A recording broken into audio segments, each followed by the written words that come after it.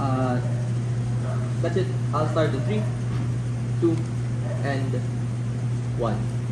Let's be clear, at no point in my partner's speech did he ever contest the ideals that the feminist movement strive for, because that isn't where the core of this debate actually lies.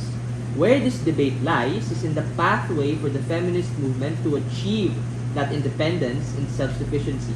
What my partner told you quite clearly is that this particular sect is a privilege only truly attainable for the most privileged, while simultaneously demeaning the lived experiences of everyone else who have a different viewpoint. This is the case that both government bench teams have to deal with, which I don't think OG deals with very successfully. A couple of responses before I get into that particular extension. 1. OG says that this is extremely beneficial for women. I want to take this idea down in 3 particular ways. 1. The success scenario of Gov only applies to the most privileged of women from first world countries where people and the government of those countries are a lot more liberalized and a lot more able to give this particular benefit.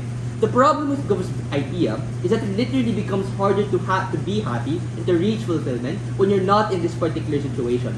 If you're a mom in an extremely conservative country like SK or in the Middle East, you literally don't have the option of this narrative that PM tried to sell to you. PM's response to my partner's POI is insufficient insofar as the mechanism only works in proving an incentive but not in any way, shape, or form a capacity. But let's say we are talking about these first world countries.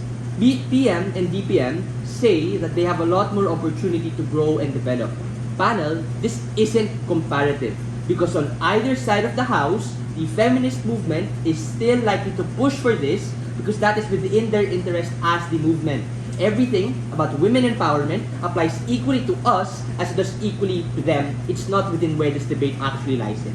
The unique delta that you get from Joseph, that OG doesn't respond to, is that this sect takes out the intersectionality of the movement by generalizing this important nuance by assuming everyone wants what they particularly want. Note one of the most important impacts in this round came exclusively from Joseph. If this works, conservatives and oppressive structures get off free from all of the hurt that they've caused because now women can stand off alone and they don't have any necessary support that they can actually have to them. That is a very important impact. Please take note of that. 2. OG cannot have their cake and eat it too. They can't just say that you are fulfilled by going your own way, but at the same time say that you can be fulfilled with a family and relationship.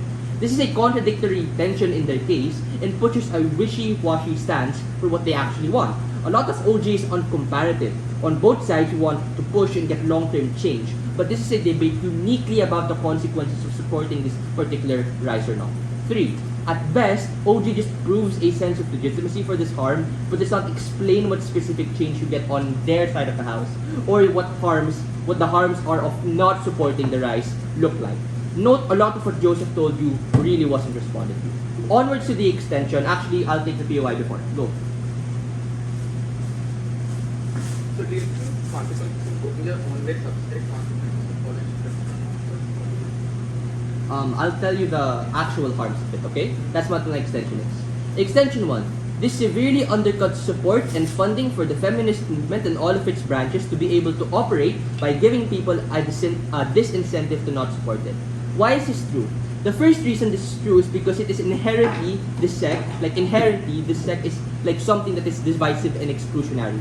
One of the main reasons why the feminist movement right now doesn't just advocate for women equality, but gender equality as whole, is precisely because it allows for them to appeal to a broad market to advocate for the change that they want. What this allows for is a diverse pooling of funding that is able to do all of the outreach programs, all of the marketing, all of the actual change that we talk about on social media. Why is this important? This is important because inasmuch as this is a reality that all social movements have to deal with, on government side of the house, the more and more you prop up this sect and support it, and the more it becomes a gold standard, the more it gives leeway from moderate people to not want to support you because they don't want to cater to you. The second reason this is true is just on optics. Because this debate is far more a debate on strategy and how it ought to cater to each type of women, my first mechanism proves why men are not likely to opt in, but this reason is also saying women also might not want to full funding for this. This is true insofar as it is incredibly hard to prop up businesses in supporting actual women when the optics is so malleable by nefarious actors to misrepresent you. In a perfect world, yes, this is the problem, but unfortunately in our world, this sect allows for severe backlash from more conservative women and all of the radical types of men that exist in status quo. This is important in this round insofar as it fragments the movement into smaller and smaller circles where the support that comes from the movement is comparatively smaller now on government as opposed to status quo here on opposition. What are the impacts of this case? A. Less funding is able to go to you at the point in which this sect becomes at the rise or becomes prioritized. This is important because the prerequisite to get all of government's benefit is to ask the question of capacity. If they don't have the capacity on government to be able to do this, on-side opposition, on opening opposition, you do. Secondly, more backlash can be utilized by the other side to discredit the feminist movement to act.